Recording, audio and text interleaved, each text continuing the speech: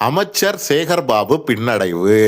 கொஞ்ச நஞ்ச பின்னடைவு எல்லாம் கிடையாது. காலையில ஆரம்பிச்சாங்க, இப்போ வரைக்கும் பின்னடைவு பின்னடைவு பின்னடைவு.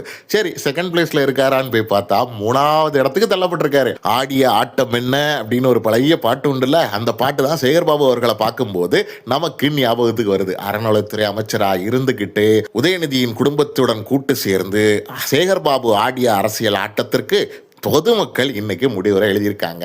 இந்த முடிவுரை தற்காலிகமான முடிவுரை கிடையாது, நிரந்தரமான முடிவுரை. அப்படிங்கிறது எதிலிருந்து தெரியுதுன்னா, 2வது இடத்துக்கு தள்ளாம 3வது இடத்துக்கு தள்ளி ஒருவேளை சாயங்காலத்துக்குள்ள 4வது இடத்துக்கு கூட தள்ளப்பட வாய்ப்பு இருக்குன்னு ஒரு சூழ்நிலையை கிரியேட் பண்ணியிருக்காங்க. பார்த்தீங்களா மக்கள்?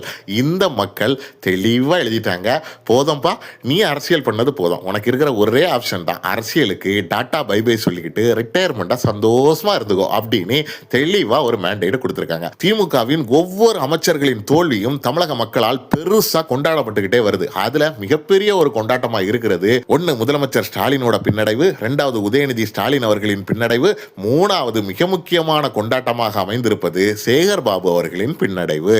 முக ஸ்டாலின் அவர்களும் உதயநிதி ஸ்டாலின் அவர்களும் தப்பி எடுத்து மறுபடியும் முன்னிலைக்கு வர வாய்ப்பு இருக்கு. ஆனா சேகர் பாபு சான்ஸே இல்ல. உங்களுடைய அரசியல் அத்தியாயம் முடிவுரையை நோக்கி நகர்கிறதோ அப்படிங்கிற சந்தேகம் எங்களுக்கு இருக்கு.